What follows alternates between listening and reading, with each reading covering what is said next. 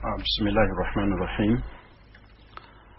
الحمد لله وبه أستعين على أمور الدنيا والآخرة، ثم أصلي وأسلم على المبعوث رحمة للعالمين محمد صلى الله عليه وسلم وعلى آله وأصحابه وسلم تسليما كثيرا إلى يوم الدين.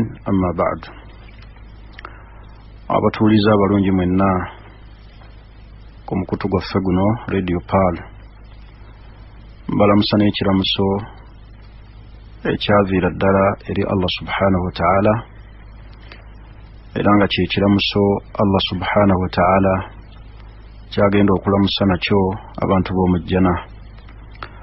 Assalamu alaikum wa rahmatullahi wa barakatuhu.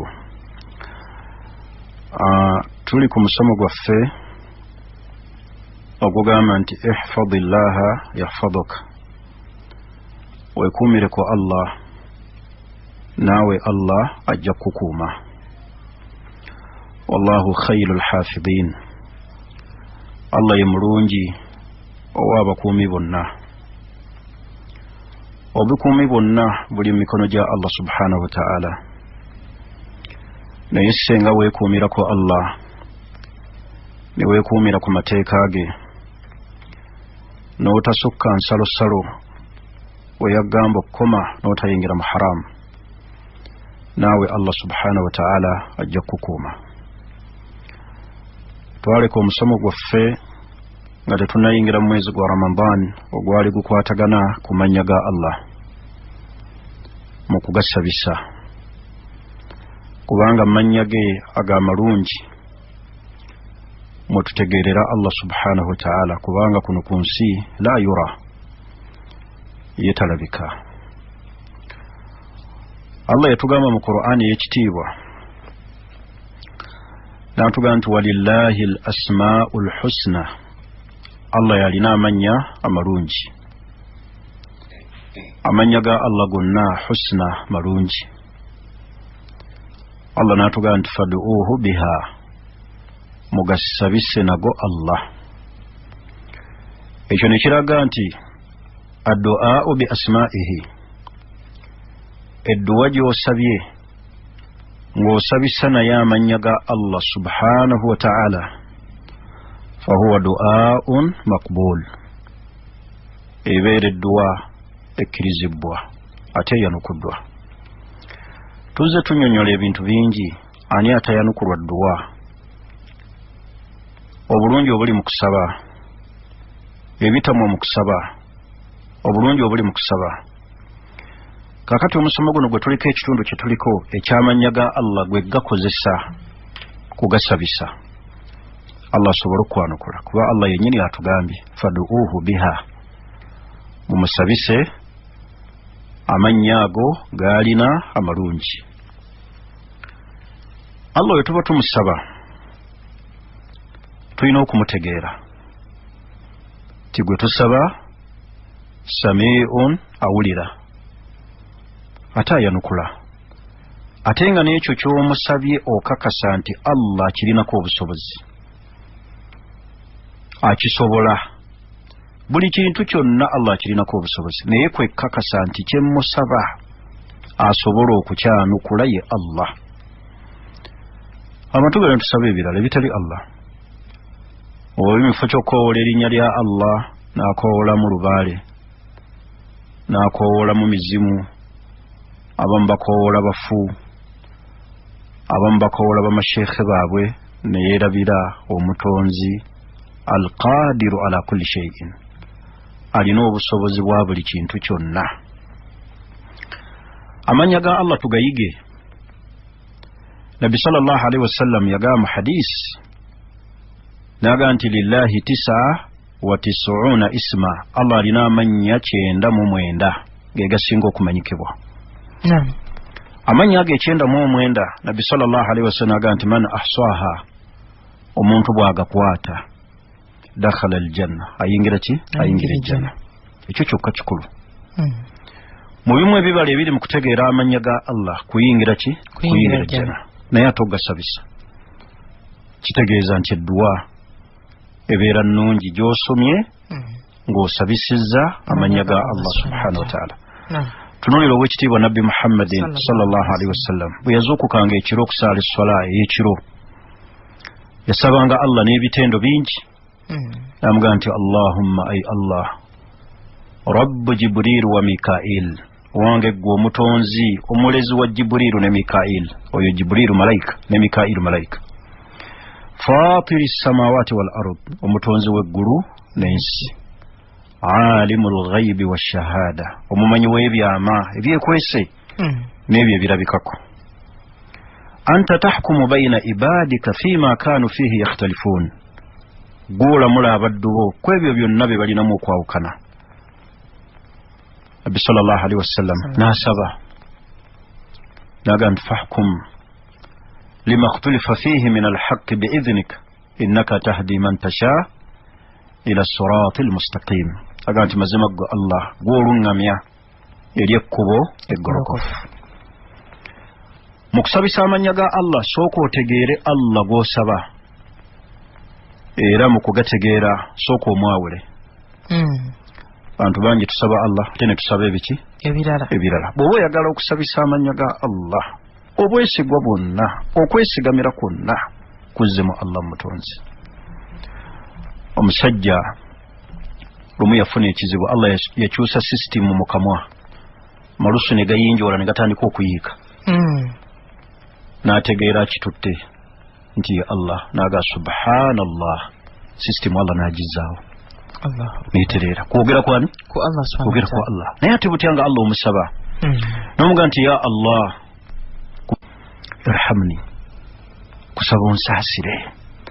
Fa in lam tarhamni, bw'onooba tonsaasidde faman yarhamni, ani ayinza okunsaasira? Olaba wewaddeyo n'omuwa obujulizi bwonna nti teri musaasizi omulala okujjako ye. Mugambe nti ya Rahman, owange gwe omusaasizi, ya Rahman ad-dunya wal akhirah, musaasizi w'ensi ne ku akhira. Farhamni, kusaba onsaasire. Fa inni abduka ad-da'if, ndi omuddu w'omunafu, al-miskin, omwetaavu gy'oli. Farhamni, kusaba ayi Allah onsaasire n'obwetowaze n'obukakafu okakasiza ddala nti asaasira ya Allah. Allah erinnya lye eryokubiri ye Rahman, ye muki? Omusaasizi. Bimeka bye tukola ebyetaaga obusaasizi bwa Allah? Biyitirivu. Bimeka bye tuwangaaliramu nga watali busaasizi bwa Allah tetusobola kutambula? Biyitirivu. Okusaasira kwa Allah subhanahu wa ta'ala wasaat fi kulli shay'in, bwagaziwa ne bulaga mu buli kintu kyonna. Mu butuufu fa huwa Rahman, ye musaasizi. Nga tubeera mu mbeera enzibu naye olw'obusaasizi bwe ne tugiyitamu naye kituyisaamu Allah subhanahu wa ta'ala. Kati mu linnya eryo Allah tukakasenga nti huwa Rahman, ye musaasizi, ate Ar-Rahim, ow'ekisa. Abantu bangi ku nsi kuno beeyita abasaasizi naye ate nga tebalina kisa, naye Allah byombi abirina. Tobola bwe nti Maliki, Allah yagamba mu surati al-Fatiha alhamdulillahi rabbil alamin Ar-Rahman Ar-Rahim, ye musaasizi ate ow'ekisa. Allah nazzaako ekinene okumanya wa kisa n'aga nti Maliki yawmiddin, ye mufuzi olunaku luli, ng'ayagala okukulengeza nti ekisa kye oyinza obutasobola kuyingira jjana lwa kusaalaako, kuba essala z'osala zirimu ebituli. Oyinza obutasobola kuyingira jjana lwa kuwaayoko, kubanga okuwaayoko wojja oluusi wa haramu, naye olw'ekisa kye n'akuyingiza ejjana, ng'akuyingiza lwa kiki? Lwa kisa kye. Kati Allah Rahim wa kisa, ekisa Allah kyalina yakissa kuno ku nsi ng'ekisa kya mulundi gumu. Kyokka ate ku lunaku olw'akhira agenda kwesigaliza ekisa, kuba ekisa kye kibuna ebintu 100 n'ebyo n'agenda bijjuza, abeere n'ekisa ekijjudde ebirundi 10. Kitegeeza agenda kusaasira ng'alina ekisa ekibuna naye ng'akusaasira okusinziira ku ekyo ky'obadde okola ki? Ky'obadde okola. Mbadde nga nti abantu ku nsi kuno beeyita nti balina ekisa naye nga tebalina kiki? Tebasaasira. Omuntu asobola okuga nti kale nkusonyiye naye sobola kwerabira. Ekyo Allah ye takirina. Bw'asaasira n'asonyiwa aba asonyiye. naye ate ffe omuntu asobola namusonyiwa naye simwagala temulabako wano mu maka gange ekyo si kisa. kati Allah subhanahu wa ta'ala rahim musabisenga omugee nti ya rahman ya rahim irhamni, nkusaba ay Allah onsaasire onsonyiwe, ya rahman ya rahim farhamni. okumanya ekisa kya Allah subhanahu wa ta'ala kyalaga wala agenda tusaasira, mulimu abagenda okusooka mu muliro waliyadhu billah. nsaba Allah ffenna abasiraamu atuyingize ejjana nga Allah tasoose kutubonereza. Amina ya Rabbi. naye olw'ekisa kye kiri Allah kyalina era kye yeetenda nakyo n'aga nti arrahman arrahim ye musaasizi, ate ng'obusaasizi bwe bulimu ekisa. agenda kujja abantu bangi mu muliro abaafanga balina tawhid. ekigambo kiri ekiga nti la ilaha illa Allah la ma'budun bihaqqin illa Allah. abaakakasanga bafudde nga shahada bagikola ki? nga bagirina. bajja ku akhira balina amazambi amalala waliwo ebyabasobako ng'abaki? ng'abantu ng'era ebitusobako. naye rahim olw'ekisa kye kiri kye yeetenda nakyo Allah agenda kutujja mu muliro atuyingiza ejjana. ate ng'ejjana gy'agenda otuyingizaamu lubeerera ng'ate tatulangidde ng'abantu bebakola ku nsi kuno. akuwa ekintu olwokuba talina kisa kiri ate n'akikuwa ate ng'akulangira era n'akujjukiza ebintu bingi n'agajjukira gye nkujje n'agenda ng'era akwogerako. naye Allah nze namutuusaawo tekuba kubanze teyalituusaawo bwali naye alimba yalibadde alina byanzirizaako. ekyo Allah yetabirina. Rahman Arrahim. banaye amanya ago mugasabise Allah ng'ate mugategere ekitwogeza amanya gano abantu basobole okutegeera kye basaba. oyagenda nayogenaga Allah Rahman naye nga tategedde Rahman kitegeeza ki? amakulu agali mu kigambo ekyo obunene bwakyo kyobalaba Allah yagenda nti Arrahman yoyo Allah ayitibwa Rahman ala al arshi stawa kunna mulondo ye kwatebenkeredde kwatunuulira buli kitonde kyonna kyekikola, abakyamu abali mu butuukirivu abalyazaamaanya n'abali ku bwenkanya. ekisa kye Allah subhanahu wa ta'ala kigenda kubuna buli kintu. atusaasire olw'ekisa kye. n'olw'ensonga eyo erinnya eryo mu mannya ga Allah subhanahu wa ta'ala linnya ddene, tulisabise nalyo tulitegeere amakulu agalirimu tusobole okusaba Allah subhanahu wa ta'ala ayanukule edduwa zaffe. kati mannya ga Allah erinnya erisooka ye Allah Arrahman Arrahim Al-Maliku omufuzi Allah. bufuzi bwe bugazi tebukoma tebulina kkomo. okumanya obufuzi bwe Allah bugazi ye Malikul Mulk, ye mufuzi w'abafuzi bonna. bantu bali mu bufuzi obw'ekisiikirize obw'akaseera obwakookoonyo bwe bagenda okuvaamu enkya kyoboolaba ennaku zino ogenda okuwulira paliyamenti eri mu kuyuuguuma baga nti ate tugyewo emyaka. Allah egyo tabirina. Malik mufuzi kyobola ali mu suratul Fatiha gye tusoma tuga nti Maliki yawmiddin ye mufuzi